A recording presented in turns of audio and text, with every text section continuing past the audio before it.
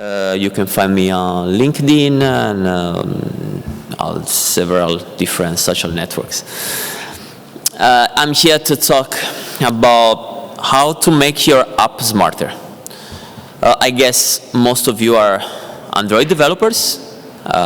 Some of you have some application on the store.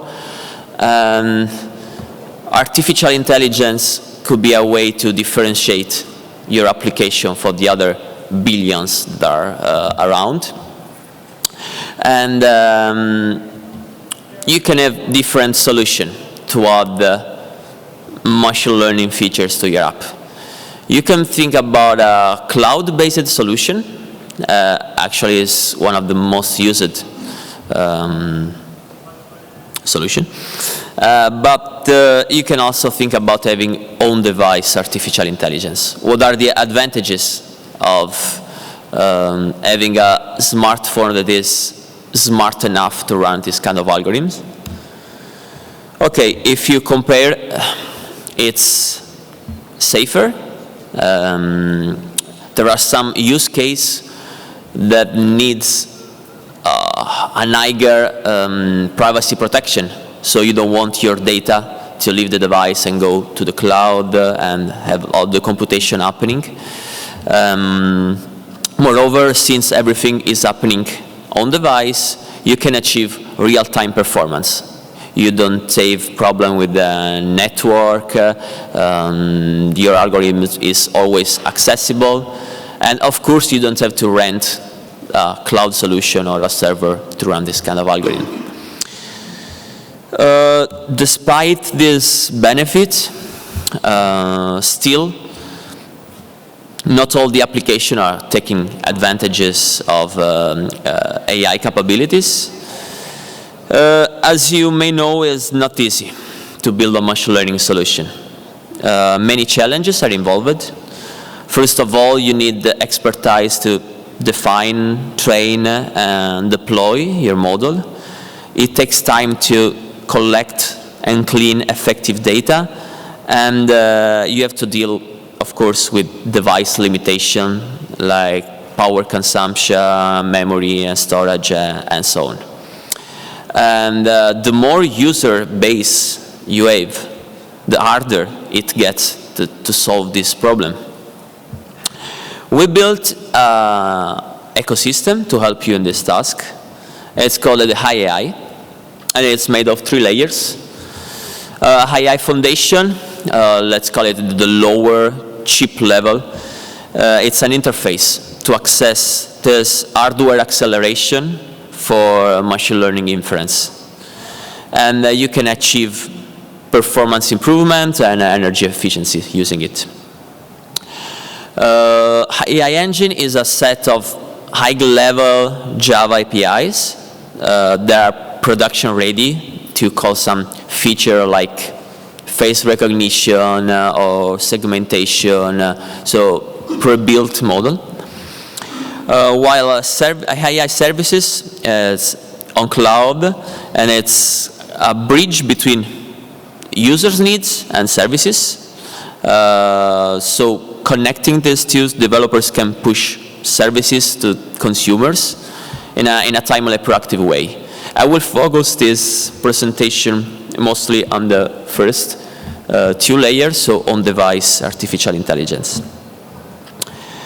This is a deeper look of how it looks like. We also have this IDE that cover all the part. It comes as a plugin for Android Studio. And let's see how the development flow looks like. So first of all, you should join our developer portal in order to download and install the tools needed. Then, if you already have your deep learning model that you built with TensorFlow or Coffee2 or whatever, you can use foundation tools to convert this model to our specific format and achieve the performance improvement. Otherwise, if you don't have model, you don't need expertise in machine learning, there are this set of API, more than 30 different features mostly computer vision, that you can just call from your Java Kotlin code base. Then you can test it with your local device, but we also offer a remote device that you can connect for free and try it out. And once your APK is quite stable, you can upload it to our cloud test solution. We'll run several different tests automatically on our devices, our models, and to make sure that everything is running smoothly. At the end, you can publish to our store. Okay, let's give a deeper look at the first layer of our platform, the programming interface to access hardware acceleration. Okay, a lot of buzzwords, but it's way easier than you think.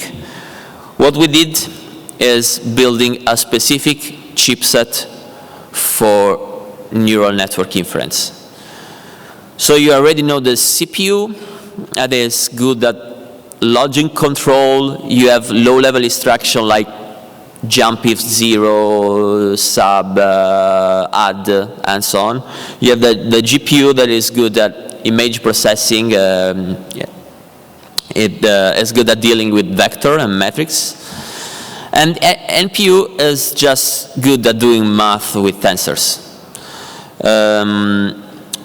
We have low-level instruction for more than 140 operators, like convolution, sigmoid, and so on. And you have to compile your neural network model into our offline model in order to optimize the network configuration. So when the inference is performed, you will use the offline model, and you will the user data only needs to be imported from the DDR to the NPU data only once for each inference during the computing. And yeah, models can be built using mainstream machine learning platform like TensorFlow, Caffe2, Paddle, also CoreML. And our platform can compile more than 140 neural network operators into instruction sequence for the NPU. Both instructions and data are combined together to generate the offline model. Furthermore, some cross-layers operators like convolution, rectifier can be fused together during the compiling time in order to reduce the bandwidth and improve the performance. Here you can see the benchmark on some of the most popular architecture for image recognition. The NPU on the Kirin 9018 is able to run the same algorithm 25 times faster than the CPU, and with 50 times less power consumption. So imagine you are calling this inference in the background or several times, but also that makes a whole set of use cases that require real-time execution finally available on mobile. Just an example, I will show how does the segmentation in real time works. It's supposed to be audio, but whatever. So you can try it out in our Mate series smartphone. Everything is happening offline and real time, and you have API actually to segment the portrait. So here now the use case is to improve the video with this style, removing color outside. But once you're able to segment a person, you have different use cases that you can imagine. Let me show some of the most successful cases of third-party developers that use HiAI Foundation. So the first one is Prisma, as a photo editor app. It creates these amazing photo effects, transforming your pictures into paintings. They developed the Prisma filters tailor-made for Huawei smartphones, enabling them to run 3 times faster on these devices compared to the other manufacturers. That means that you can try actually 3 filters instead of 1 in the same times. So you are improving the user experience. Moreover, they also use the HiAI engine scene detection to automatically choose the best filter accordingly to an aesthetic score. Also, Microsoft is delivering these translation services for Android users. Due to the computational requirement of neural machine translation, it was not possible to do it fully on device. Then, combining Microsoft's latest advancement in these technologies and Huawei's NPU, both speed and quality of the offline translations have been dramatically boosted. This offers users a great experience. The power of this translation without an internet connection. So imagine you are traveling or in roaming or with no data at all, and you need a quick translation. Then we have a HiAI engine. As I said, you don't need expertise in machine learning to use it. We have an abundance of API capabilities. Right now, for the market outside China, it's mostly computer vision. And the Chinese market, we also are covering automatic speech recognition and natural language understanding. But yeah, you have out-of-the-box feature like face recognition, image segmentation, video analysis. We cover everything that you need for face analysis, like comparison, parsing, detection, orientation. So, as I already said, here machine learning is just a way to improve the user experience, the usability of your app to add new features. We also cover a lot of image analysis, like object recognition or OCR, actually an enhanced OCR that is able to recognize a table and give you back a JSON with the columns and row for the content. We also have this document correction and detection. So you detect a document in the picture, and you can correct the angle automatically. And we also have API for the video, like you can pass by parameter a video of, let's say, a maximum of 10 minutes, I think, and we create summarization accordingly to an aesthetic score based on the resolution, focusing, jitter, and so on. And you can use it to album management or social media, sharing your videos. Okay, cool. Let me show you how easy it is to use it. So, as I said, there's a set of Java APIs. Here I'm calling it from a Kotlin code base. You have to initialize the vision engine. In this case, you have a callback when the service is connected or not.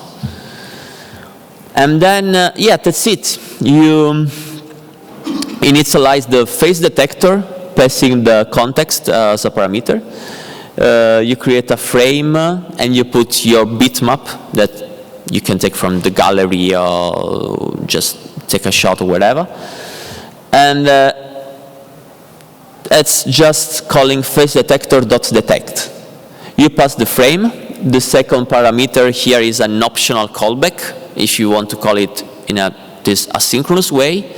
Here I preferred to call it in a synchronous way and wrap everything in a Kotlin coroutine, because you don't want this calculation to run on the UI thread to freeze the UI. You know better than me how it works. And just like face detector, you have all the others API already pre-built and trained, tested, and so on.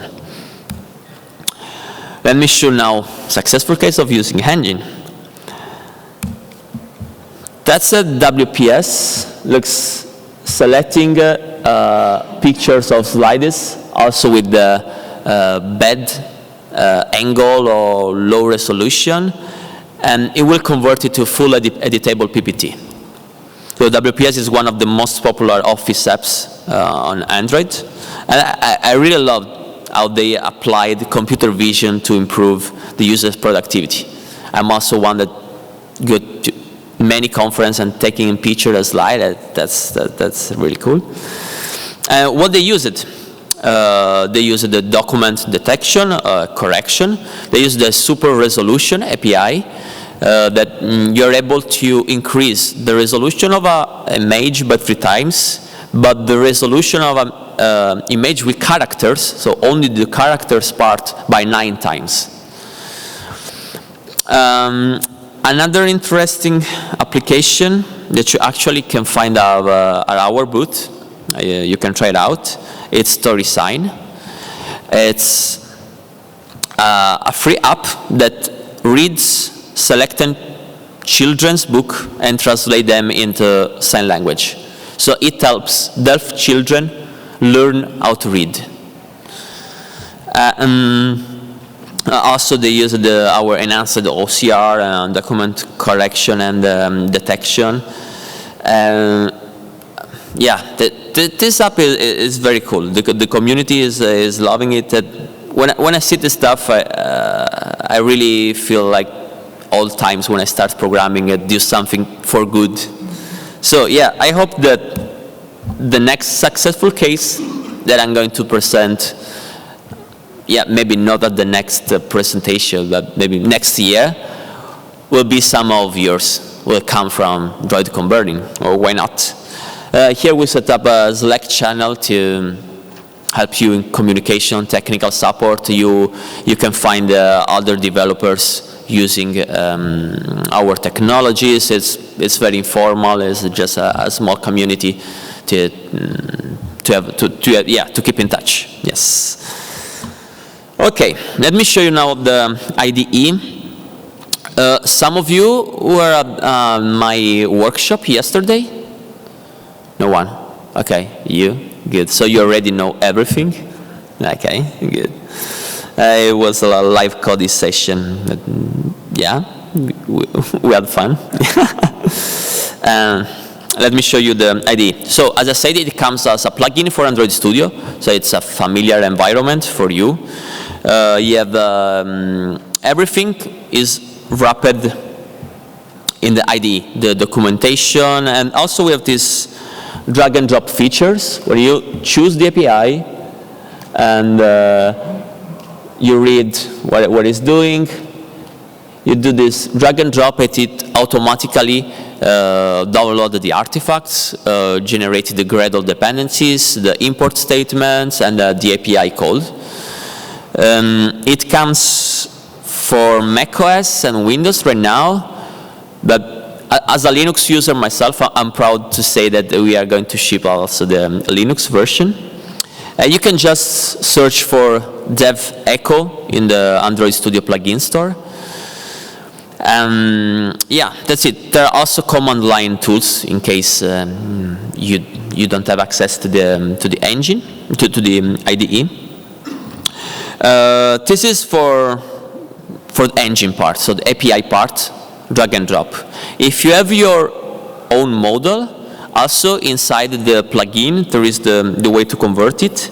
So you choose it, you drag and drop, and you choose the HiAI Foundation tab, and it will automatically convert to our format optimized for MPU and generate all the Java and C++ code base in order to use it, because it relies both on the Android standard SDK and on the native development kit. If all the operators for your neural networks are supported, the integration is pretty easy. It's just like this. Otherwise, you have two choices. You can find some alternative operators that do kind of the same stuff, or you can contact us to look for a solution. We can evaluate together the effort. Furthermore, there are some ready models that you can choose from the IDE. They come already trained with a demo project. You can just build and run and try it out. Exactly. So developing is a part, but you also need to test it properly. What we are offering, once your APK is built, we offer for free more than 3,000 smartphones to which you can connect remotely over the network and test your code.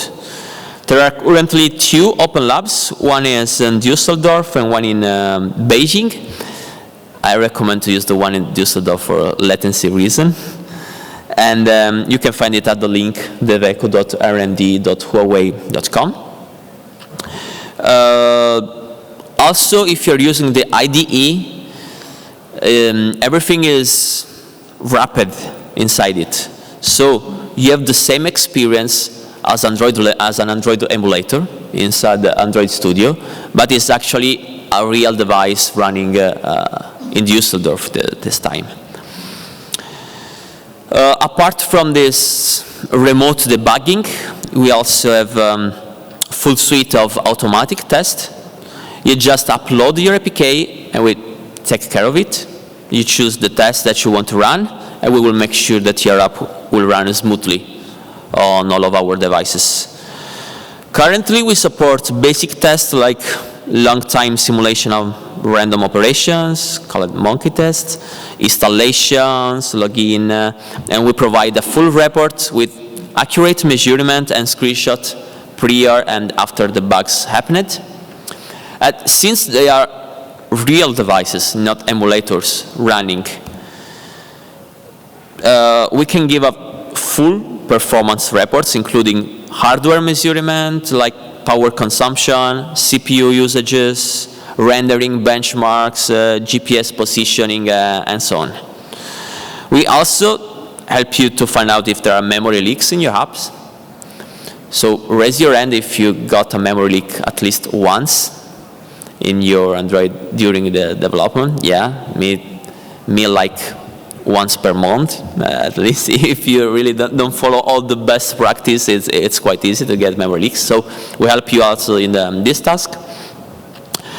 And okay, that's the current situation, but we are always developing new stuff on this SDK. What's next? We are moving from this atomic API to a scenario-based. So imagine the use case for WPS.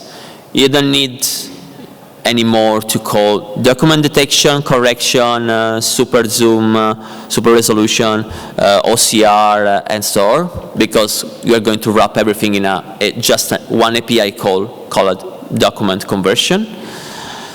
And also, we're going to release our model creator. What is it? So imagine you want to build an app that recognize flowers. Okay, the biggest part of the model will be to recognize if it is a flower or a bottle or a glass or whatever. But actually, you want to specialize. You want to understand if it is a daisy or a rose. And you don't want to ship the whole model to your users. So with this model creator, you can train just the last layers of the neural network to specialize it. So you need much less training data. And of course, the training is faster. And the footprint as a storage for your APK is smaller. Good. So we covered why you need to use machine learning to improve the user experience, how do you do, how to test it, what's next. So you may wondering, okay, I can use it, but it's hardware based, so it only works on Huawei smartphones with this NPU.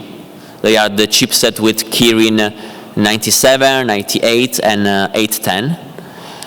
So you may wonder what's the market share. Currently, it's about 40 million devices.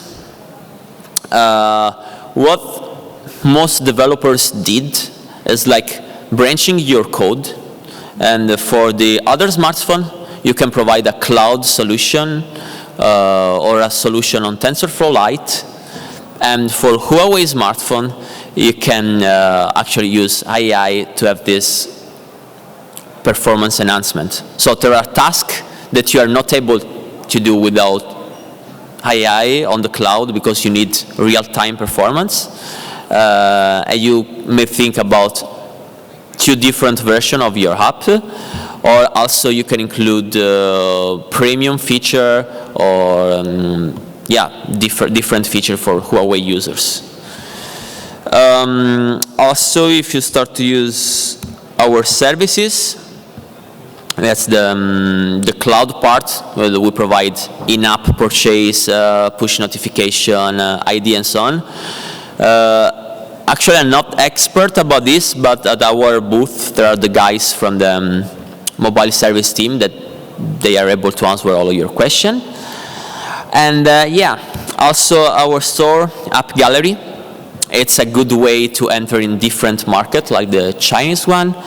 But it's also cool that because if you develop an application with HiAI, there is a dedicated collection.